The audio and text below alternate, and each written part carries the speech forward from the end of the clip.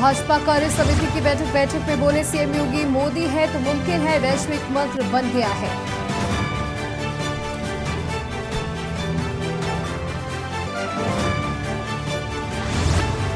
भारतीय कुश्ती संघ की जनरल काउंसिल मीटिंग रद्द, 4 सप्ताह तक नहीं होगी बैठक।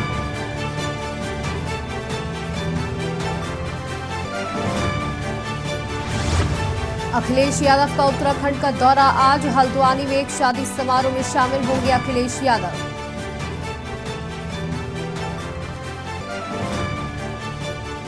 गन्ना भुगतान की मांग में आज महापंचायत, हापुड़ के सिंभावली मिल गेट पर महापंचायत संगठन के अध्यक्ष सरदार वीएम सिंह होंगे शामिल। करीब 20 दिनों से धरना दे रहे हैं किसान। उसी कांड में 21 साल बाद आया नया मोड़, मुख्तार अंसारी पर दर्ज हुआ हत्या का मुकदमा।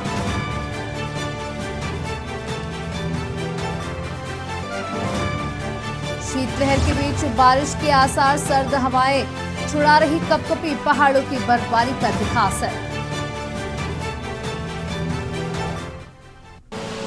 आप देख रहे हैं के न्यूज, खबरों का सारथी। नमस्कार, आप देख रहे हैं के न्यूज इंडिया, जहां मैं हूं आपके साथ सौम्या और आपका स्वागत करती हूं खबर उत्तर प्रदेश में। सबसे पहले बात करते हैं मेरठ की, जहां 10वीं का छात्र कॉलेज के बाहर हुआ अगवा। कॉलेज के बाहर से कार सवार बदमाशों ने किया अगवा।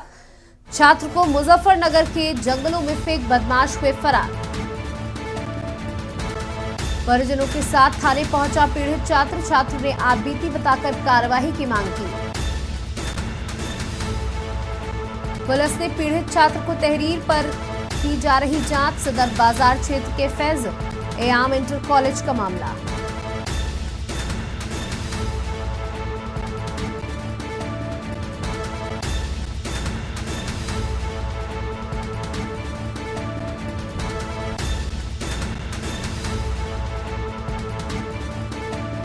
बड़ी खबर आपको बता रहे, जहां सदर बाजार क्षेत्र के फैज एयाम इंटर कॉलेज का ये पूरा मामला है, जहां छात्र को अगवा कर झाड़ियों में फेंकने का मामला। 10वीं का छात्र कॉलेज के बाहर से हुआ अगवा। कॉलेज के बाहर से कार सवार बदमाशों ने किया अगवा। छात्र को मुजफ्फरनगर के जंगलों में फेंक बदमाश हुए फरार।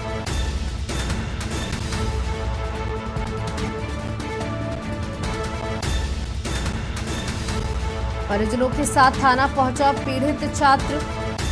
पुलिस को सुनाई आपबीती। छात्र ने आपबीती बताकर कार्रवाई करने की मांग। पुलिस ने पीड़ित छात्र की तहरीर पर की जा रही जांच। सदर बाजार क्षेत्र के फैज एयाम इंटर कॉलेज का ये पूरा मामला। 10वीं का छात्र कॉलेज के बाहर से हुआ अगवा। अगवा छात्र को बदमाशों ने जंगलों में फेंका, जहां पुलिस के पास पहुंचकर छात्र ने सुनाई अपनी आपबीती।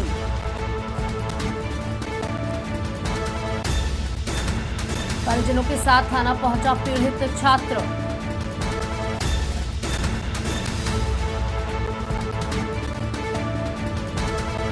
तो मेरठ से एक खबर आपको दे रहे हैं, जहां छात्र ने आपबीती बताकर कार्रवाई करने की मांग की। राज्य जीएसटी विभाग इटावा संभाग इटावा के additional commissioner grade 2 Om Prakash Choubey एवं ज्वाइंट कमिश्नर अशोक कुमार बैनर्जी द्वारा दिए गए निर्देशों के क्रम में एसआईबी टीम के डिप्टी कमिश्नर शलभ शर्मा द्वारा अपनी टीम के असिस्टेंट कमिश्नर चरण सिंह फतेहगढ़ के संचालन दल प्रभारी असिस्टेंट कमिश्नर अतुल उमराव व सीटीओ अभिषेक मिश्र एवं गणेश यादव के साथ कायमगंज स्थित मैसर्स देव ट्रेडिंग कंपनी तंबाकू प्रतिष्ठान पर अचानक छापेमारी कर जांच पड़ताल की गई। अधिकारियों के द्वारा की गई जांच पड़ताल के दौरान मौके पर मौजूद स्टॉक का भौतिक सत्यापन कर अभिलेखों से मिलान करने पर प्रतिष्ठान पर 7 लाख रुपए की साबित तंबाकू पत्ती का 25,000 किलोग्राम स्टॉक कम पाया गया और 5,13,000 रुपए की नस व कटी हुई तंबाकू का 17,700 किलोग्राम स्टॉक रजिस्टर में दर्ज नहीं हो पाया।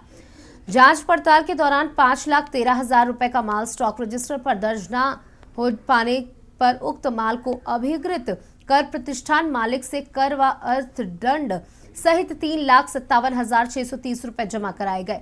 आगे व्यापारियों को नोटिस भेजकर विवेचना की जाएगी।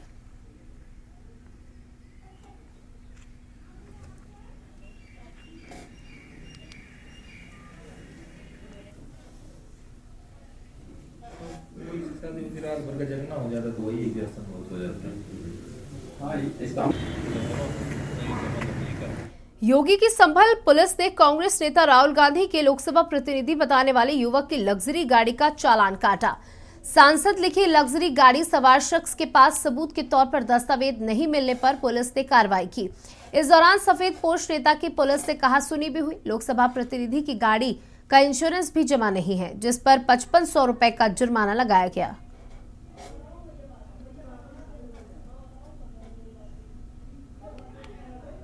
जा रहा है, इन्होंने काली फिल्म लगा रखी है और जो इस पे कितने का होगा सर? चालान अभी इसमें विदाउट इंश्योरेंस भी है और ये कितना बैठेगा लगभग? 5500 रुपए का चालान है।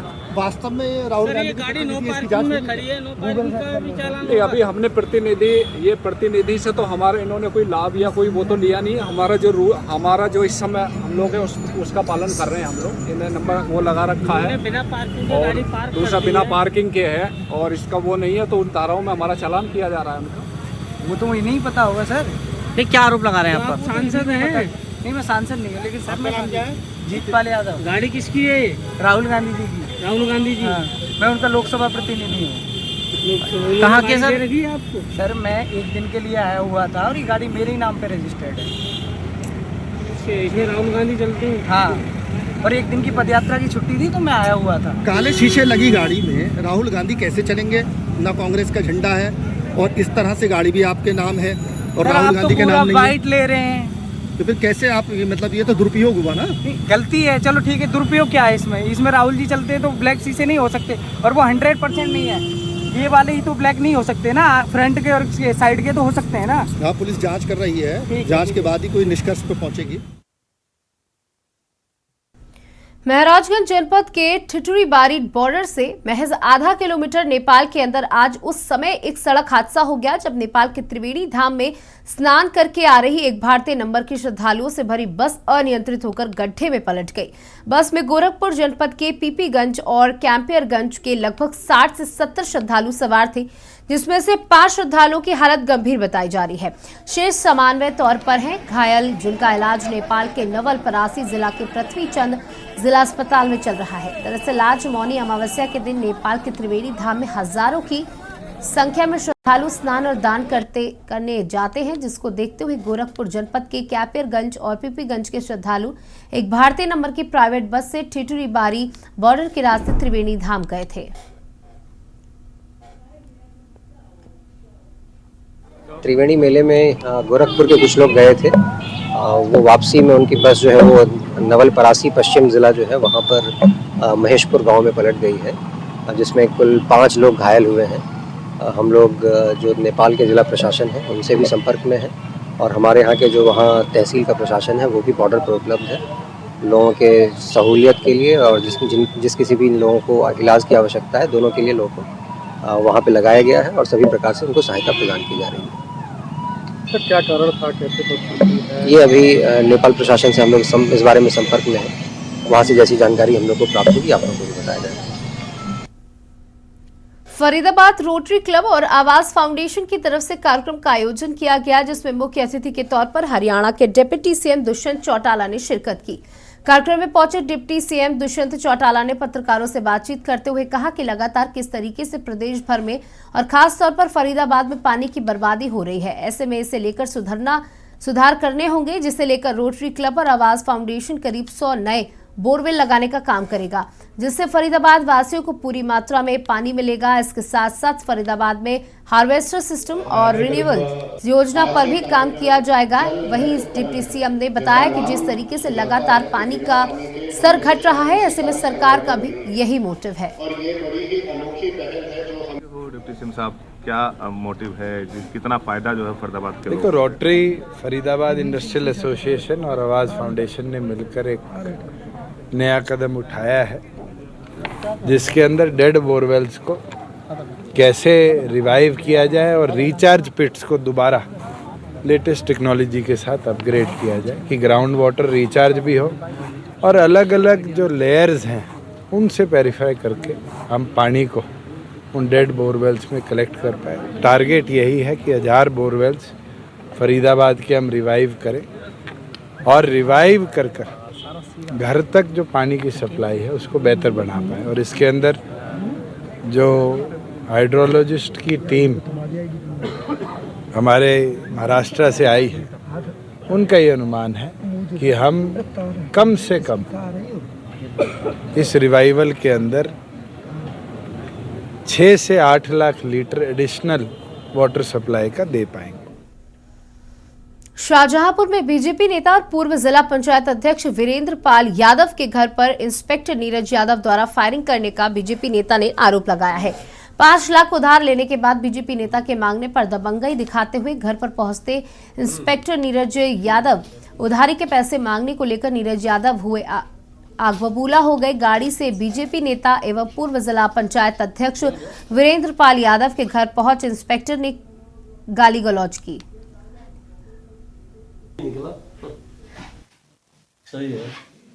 हुआ है जिसमें पूर्व जिला पंचायत अध्यक्ष ने मदद के तौर पे कुछ पैसे दिए थे यहाँ cyber crime incharge inspector Neeraj को, और ये काफ़ी पहले दिए थे। वो अपना पैसा कुछ वापस आ गए थे, कुछ पैसा बाकी था। नीरज यहाँ से स्थानांतरित हो गया अन्य जनपद के लिए, तो अपने पैसे मांग रहे होंगे। इसी बात को लेके कुछ वाद विवाद हुई, बात बढ़ गई। नीरज उनके आवास पे गए और उनसे साथ अभद्रता की। इस मामले में पुलिस वहाँ पर पुलिस के अधिकारी पहुँचे, उन्होंने मामले को शांत कराया। दिसंबर 2020 में इंस्पेक्टर नीरज यादव, उस समय प्रभारी शेरामऊ दक्षिणी थे, मेरे पास आए और हमसे कहा, दादा मेरा भाई बीमार है, दिल्ली में भर्ती है, गंभीर हालत, हमें छुट्टी नहीं मिल पाई, हम 5 लाख रुपया उधार दे दो, हम घर जा कर के FD तोड़ा करके आपके रुपए हम वापस कर देंगे। हमने उनको 5 लाख रुपए उधार दिए। कई महीने तक हमने उनसे कोई तगादा नहीं किया। तो तगादा किया तो लगातार वो बहाना करते रहे, अगले महीने दे देंगे, 15 दिन बाद दे देंगे। तो 1 साल बाद उन्होंने 2.5 लाख रुपये मुझे वापस किए। दिल्ली के मुख्यमंत्री अरविंद केजरीवाल शिक्षकों से संवाद स्थापित कर रहे हैं। आइए सुनाते हैं। बातें मैं बता दूं जो आपको सबको पता है, लेकिन फिर भी रिवाइज करते रहना चाहिए कि हम लोगों ने अचीव क्या किया पिछले 7-8 साल में। सबसे पहली चीज, 2015 के पहले दिल्ली के अंदर सरकारी स्कूलों का बुरा हाल था। ढेरों स्कूल टेंट में चला करते थे। किसी भी इलाके में चले जाओ कहते थे वो टेंट वाला स्कूल। किसी से रास्ता पूछो, वो बोला टेंट वाले स्कूल पे चले जाना, फिर दाएं मुड़ जाना, फिर बाएं मुड़ जाना, टेंट वाला स्कूल कहते थे। अब वो सारे के सारे टेंट वाले स्कूल टैलेंट वाले स्कूल बन गए हैं। पहले सरकारी स्कूलों की छतें चुआ करती थी, पानी गिरा करता थे, दीवारें टूटी पड़ी थी, डेस्क थे नहीं, नीचे बच्चे बैठा करते थे, टॉयलेट्स नहीं थे, पीने का पानी नहीं था, सिक्योरिटी नहीं थी, बच्चे जब मर्जी भाग जाते थे स्कूल से। सब बदल गया। इंफ्रास्ट्रक्चर के ऊपर बहुत जबरदस्त इन्वेस्टमेंट हुआ है, और केवल इन्वेस्टमेंट नहीं हुआ, आज हमारे दिल्ली सरकार के स्कूलों की बिल्डिंग्स और स्कूलों का इंफ्रास्ट्रक्चर बेस्ट से बेस्ट प्राइवेट स्कूलों से भी ज्यादा बेहतर है। मैं उनकी बात तो नहीं कर रहा, कई प्राइवेट स्कूल ऐसे भी हैं जो पूरे के पूरे एयर कंडीशनड हैं, वो अलग है। लेकिन जितने भी प्राइवेट स्कूल, आम प्राइवेट स्कूल हैं, उनसे बेस्ट प्राइवेट स्कूलों से भी आज हमारा इंफ्रास्ट्रक्चर बहुत शानदार है। दूसरी चीज हुई है, माहौल बदला है। जब टीचर्स और प्रिंसिपल्स IIMs के अंदर ट्रेनिंग करने जाने लगे हैं, विदेशों में ट्रेनिंग करने जाने लगे हैं, वहां से मोटिवेट होके आते हैं, कॉन्फिडेंस बढ़ता है, पढ़ाने की इच्छा जागती है। पहले पूरा सिस्टम, पूरी व्यवस्था इतनी खराब थी कि पढ़ाने का मन ही नहीं करता था। गलत तो नहीं कह रहा, पहले पढ़ाने का मन ही नहीं करता था, अब पढ़ाने का मन करता है, कॉन्फिडेंस है। मैंने कितने बच्चों से बात की है जो प्राइवेट से छोड़ के सरकारी स्कूलों में आए हैं, उन्होंने 2 चीजों की तारीफ की। कहते हैं जी जो फैसिलिटीज हमें अब सरकारी स्कूलों में मिल रही है, वो फैसिलिटी अब प्राइवेट स्कूलों में नहीं मिल रही। और दूसरा, जितनी तन्मयता के साथ अब टीचर्स पढ़ाते हैं हमको, गवर्नमेंट आपकी बड़ी तारीफ करते हैं बच्चे। मैं आपके मुंह पे नहीं कह रहा, मैं असली में कह रहा हूं। प्रिंसिपल्स की, टीचर्स की खूब तारीफ करते हैं बच्चे। मैंने बहुत सारे बच्चों से बात की, कहते हैं जी जिस तरह से जितनी इच्छा के साथ और जितने तन्मयता के साथ, लगन के साथ हमारे टीचर्स सरकारी स्कूल में पढ़ाते हैं, प्राइवेट में नहीं पढ़ाते। बहुत बड़ी बात है कि नहीं है? और इस सब का नतीजा हुआ है कि हमारे नतीजे अच्छे आने लग गए। अगर हम सब कर लेते, बिल्डिंग अच्छी बना लेते, टीचर्स को फॉरेन घुमा लाते और नतीजे नहीं आते, बच्चे फेल हो रहे होते, तो कहते क्या फायदा, पैसे खराब कर रहा है केजरीवाल। लेकिन आप लोगों ने मेहनत करके नतीजे शानदार कर दिए। 99.7% नतीजे आए हैं दिल्ली सरकार के सरकारी स्कूलों पे, पूरे देश में कभी नहीं आए। 75 साल में कहीं किसी राज्य के अंदर 99.7% नतीजे नहीं आए। तो आप लोगों ने जो पढ़ाई भी करानी चालू किया उसमें जबरदस्त परिवर्तन। अब हमारे बच्चे जेई पास कर रहे हैं बिना कोचिंग के। मैंने भी जेई पास करी थी, एक टाइम में मैंने भी आईआईटी के पेपर दिए थे, लेकिन मैंने 2 कोचिंग ली थी। बिना कोचिंग के तो मैं तो आप अरविंद केजरीवाल को सुन रहे थे, जिनका कहना है कि उनकी सरकार आने के बाद दिल्ली में सरकारी स्कूलों की स्थिति बेहद अच्छी हो गई है। चलिए बात करते हैं दूसरी खबरों पर, जहां जनपद अलीगढ़ में प्रदेश के जूनियर हाई स्कूल शिक्षा संघ शाखा अलीगढ़ के बैनर तले संघ के जिलाध्यक्ष में राष्ट्रीय उपाध्यक्ष डॉक्टर प्रशांत शर्मा की अध्यक्षता में सैकड़ों की संख्या में अध्यापक और अध्यापिका आए। उन्होंने बढ़ चढ़ कर हिस्सा लिया। अलीगढ़ के निवास ग्राउंड में स्थित गांधी चौक पर इकट्ठा होकर शिक्षिका और शिक्षकों ने महात्मा गांधी की प्रतिमा पर फूल माल्यार्पण किया। पुरानी पेंशन में शिक्षा के वेतन रोकने की मांग को लेकर तिरंगा यात्रा निकाली। शिक्षिकाओं के पैरों तले राष्ट्रध्वज तिरंगे का अपमान किया गया। वहीं पर जिलाध्यक्ष डॉक्टर प्रशांत शर्मा से मीडिया ने सवाल पूछे तो डॉक्टर प्रशांत ने साफ साफ कहा कि हमने कभी भी तिरंगे का अपमान नहीं किया गया। लेकिन जो मीडिया कर्मियों द्वारा शिक्षकों के पैरों तले जो वीडियो सोशल मीडिया पर वायरल हो रहा है, आखिर इस वीडियो का जिला प्रशासन कब तक संज्ञान लेगा? क्या यूं ही राष्ट्रध्वज तिरंगे का अपमान होता रहेगा? द्वारा आज एक ज्ञापन दिया गया है ओपीएस स्कीम के फेवर में और एनपीएस के विरोध में। तो ये जो ज्ञापन दिया है इसको मैं एलिजिबल प्लेटफॉर्म पे पेश करूंगा। उसकी परमिशन नहीं थी। तिरंगा यात्रा निकाल दी है, तिरंगा यात्रा की जो परमिशन थी ये मैंने नहीं दी थी, इसीलिए इसका मूवमेंट यहाँ से नहीं कराया गया है। रोकी गई है ना सर? जी रोकी। अच्छा सर, ये बताइए कि तिरंगे रोकी जी, इसकी परमिशन नहीं थी। इसकी जो तिरंगा यात्रा थी आज उसकी परमिशन नहीं थी। मेरा नाम डॉक्टर प्रशांत शर्मा है। मैं राष्ट्रीय उपाध्यक्ष जिलाध्यक्ष उत्तर प्रदेशीय जूनियर शिक्षक संघ। आज यहाँ पर पुरानी पेंशन बहाली और एनपीएस में जो शिक्षकों पर दबाव बनाया जा रहा है, एनपीएस कटौती को लेकर, उसको लेकर विरोध प्रदर्शन में तिरंगा यात्रा आज यहाँ से आयोजित की गई है। आप लोग निकालते हैं, जी पता है, वो हमारी भारत माता है। भैया ऐसा नहीं है कि हम अपनी भारत माँ को पैरों में करें। बस्ती में आयोग की टीम ने आकर आयुक्त सभागार में पहले बस्ती मंडल के 3 जिलों के अधिकारियों के साथ बैठक की। उन्होंने सभी पार्टी के प्रतिनिधियों के साथ बैठक की और उनका पक्ष जाना। मीडिया से बात करते हुए आयोग ने अध्यक्ष न्यायमूर्ति राम अवतार सिंह ने बताया कि जिला प्रशासन ने ओबीसी जनसंख्या की रिपोर्ट ले रहे हैं। हम ओबीसी के 27% आरक्षण पर काम कर रहे हैं। अगर कहीं इनको जनसंख्या 27% से ज्यादा आती है तो वहां की सीट के सामान्य सीट में रखा जाएगा। मूल रूप से हम देख रहे हैं कि राजनीति में ओबीसी को कितना हिस्सा मिल रहा है और कितना मिलना चाहिए। 31 मार्च तक के समय के सवाल पर आयोग के अध्यक्ष न्यायमूर्ति राम अवतार सिंह ने बताया कि उनको समय बहुत कम मिला है, लेकिन हमारा प्रयास है कि हम जल्द से जल्द आयोग की रिपोर्ट सबमिट करें। आयोग का गठन करेगी। हाईकोर्ट इलाहाबाद का जजमेंट हुआ 27 दिसंबर को, जिसमें यह रूल हुआ कि ये जो जनरल जो बैकवर्ड सीटें हैं इसके बाद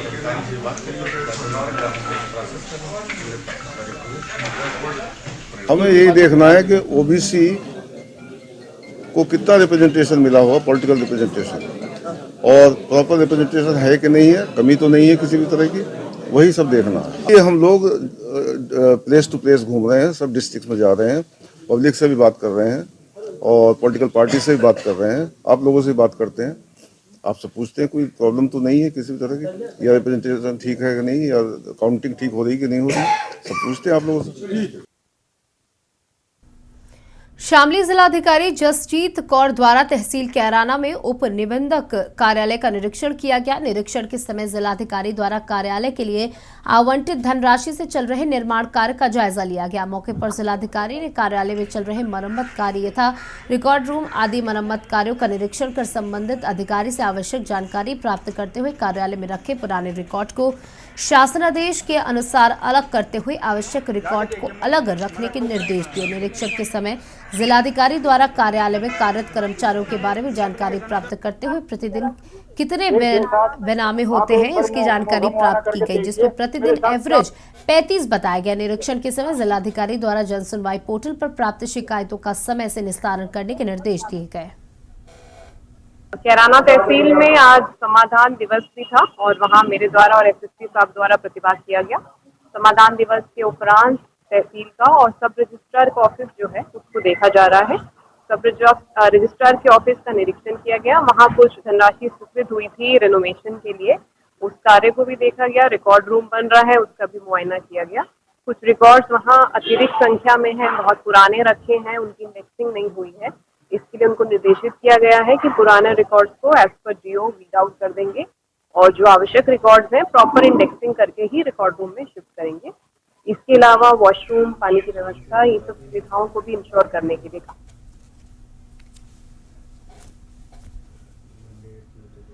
अलीगढ़ मुस्लिम विश्वविद्यालय के जेएन मेडिकल कॉलेज के जूनियर डॉक्टर स्ट्राइक पर चले गए हैं। तीमारदार और डॉक्टर के बीच मारपीट के बाद जूनियर डॉक्टरों ने काम बंद कर दिया है, जिससे मरीजों को परेशानी बढ़ गई है। वहीं इलाज के लिए आ रहे नए मरीजों को इमरजेंसी में भर्ती नहीं किया जा रहा। मेडिकल कॉलेज के बाहर आए मरीज दर्द से तड़प रहे हैं। घटना के बाद जूनियर डॉक्टरों ने आरोपियों के खिलाफ कार्रवाई की मांग करते हुए काम बंद कर दिया।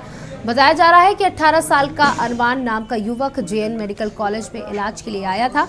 उस समय उसने सरदर्द की परेशानी बताई। वहीं डॉक्टर ने उसकी आंख में ड्रॉप डालकर चेक किया। इस दौरान आंख की पुतली फैल गई, जिसको लेकर के तीमारदार और डॉक्टर में झगड़ा हो गया। यह झगड़ा मारपीट में बदल गया। बीच बचाव में आए सुरक्षा कर्मियों के कपड़े भी फट गए। वहीं तीमारदार और मेडिकल कॉलेज के सीएमओ नरेश कुमार के बीच भी विवाद हो गया। अरमान के साथ आए तीमारदारों ने बेहतर इलाज की मांग को लेकर विवाद गहरा दिया। इस मारपीट का वीडियो भी सीसीटीवी में कैद हो गया। प्रॉक्टर ऑफिस के सुरक्षा कर्मियों ने बड़ी मशक्कत करके सीएमओ नरेश कुमार को भीड़ से बचाया।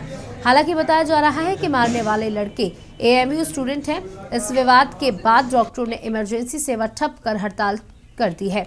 काम ठप होने से मरीजों को परेशानी हो रही है।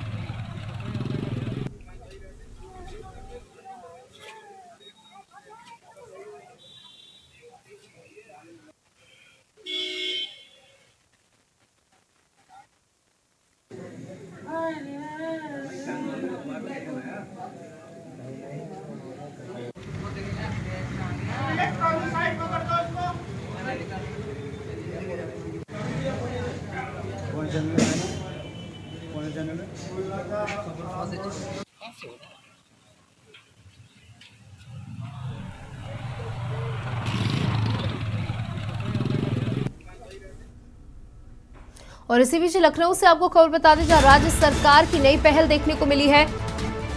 लखनऊ से खबर, जहां राज्य सरकार की नई पहल, मुरादाबाद कमिश्नर एके सिंह की प्रतिनियुक्ति का मामला। प्रतिनियुक्ति को आगे बढ़ाने पर हो रहा विचार। 16 फरवरी 2015 में यूपी में केंद्र सरकार ने किया था तैनात। आपको बता दें 16 फरवरी 2015 में यूपी में तैनात किया था केंद्र सरकार ने। अब यूपी सरकार के अनुरोध पर केंद्र सरकार ने बढ़ाई प्रतिनियुक्ति। आईएएस अधिकारियों की कमी के चलते लिया गया फैसला। राज्य सरकार ने लिया 5 साल के कार्यकाल बढ़ाने का फैसला। इस वक्त की बड़ी खबर लखनऊ से, जहां राज्य सरकार की नई पहल देखने को मिली है, जहां मुरादाबाद कमिश्नर एके सिंह की प्रतिनियुक्ति बढ़ाई गई। आपको बता दें कि 2015 में इनकी नियुक्ति की गई थी उत्तर प्रदेश में केंद्र के द्वारा, और आईएएस अधिकारियों की उत्तर प्रदेश में कमी होने के चलते सरकार ने आग्रह किया था केंद्र से, और केंद्र ने इनकी समय सीमा को बढ़ाते हुए 5 साल और बढ़ा दिया है। तो ये प्रतिनियुक्ति का मामला सामने आया है, जहां यूपी सरकार के अनुरोध के बाद केंद्र सरकार ने ये अवधि बढ़ाई और ये कारण इसका आईएएस अधिकारियों की कमी है उत्तर प्रदेश के अंदर, जहां राज्य सरकार ने 5 साल की कार्यकाल बढ़ाने का ये बड़ा फैसला लिया है। केंद्र से अनुरोध के बाद ये बड़ा फैसला लिया गया, जहां 5 साल तक और AK सिंह की कार्यकाल को बढ़ाया गया। प्रतिनियुक्ति को आगे बढ़ाने पर विचार किया गया था और उसको बढ़ा दिया गया, जहां 16 फरवरी 2015 को यूपी में केंद्र सरकार द्वारा नियुक्त किए गए थे। सलाहकार संपादक के बख्श सिंह जी हमारे साथ जुड़ चुके हैं। जिस तरीके से यूपी सरकार के अनुरोध के बाद अवधि को 5 साल और बढ़ा दिया गया है, क्योंकि आईएएस अधिकारियों की कमी बताया जा रहा है, इसकी बड़ी वजह। देखिए सम्या, ये 2022 और 2023 और 2024 में उत्तर प्रदेश के जितने वरिष्ठ अधिकारी हैं, चाहे प्रमुख सचिव और अपर मुख्य सचिव अधिकारी हैं, सबके सब लगभग रिटायर हो जाएंगे और उच्च पदों पे तैनात कोई भी अधिकारी जो है अभी उत्तर प्रदेश से जो नियुक्तियां जो हो रही हैं आईएएस अफसरों की, वो उतनी संख्या में जितना आईएएस को कहना चाहिए उत्तर प्रदेश में, उत्तर प्रदेश में अधिकारियों की कमी है। भारत सरकार में भी उत्तर प्रदेश के बहुत से अधिकारी जो है पैनल पे हैं, वहां से भी ऑप्शन को बुलाया जा रहा है। स्थिति एक उत्तर प्रदेश में जो वरिष्ठ प्रशासनिक पद है उस पर अधिकारियों की कमी, इस वजह से ये चूंकि ये मेसर सिंह जो है उत्तर प्रदेश के रहने वाले हैं और इनको कर्नाटक कैडर इलाके के 2005 के आईएएस अधिकारी है, मुरादाबाद जैसे महत्वपूर्ण जनपद पे है, तो इनको महत्वपूर्ण मंडल में इनकी तैनाती की गई है। और चूंकि 2015 में इनको प्रतिनिधित्व उत्तर प्रदेश सरकार बुलाया गया, 2021 तक रहे। अब इनका एक्सटेंशन एक बार और बढ़ाया गया है। फिर राज्य सरकार ने यही प्ली दी कि उत्तर प्रदेश सरकार में वरिष्ठ प्रशासनिक अधिकारियों की कमी है, लिहाजा इनको 5 साल का जो प्रतिनियुक्ति होता है, जो डिप्यूटेशन पीरियड होता है, उसको और बढ़ा दिया जाए। उम्मीद की जा रही है भारत सरकार का डीओपीटी विभाग इसको शीघ्र ही उत्तर प्रदेश सरकार का अनुरोध को स्वीकार करेगा, इन्हें एक एक्सेप्शन और दे दिया जाएगा। जी बहुत बहुत शुक्रिया आपको हमारे साथ जुड़ने के लिए। तो आईएएस अधिकारियों की कमी के चलते लिया गया ये बड़ा फैसला। और फिलहाल खबरों में इतना ही। देखते रहिए के न्यूज़ इंडिया।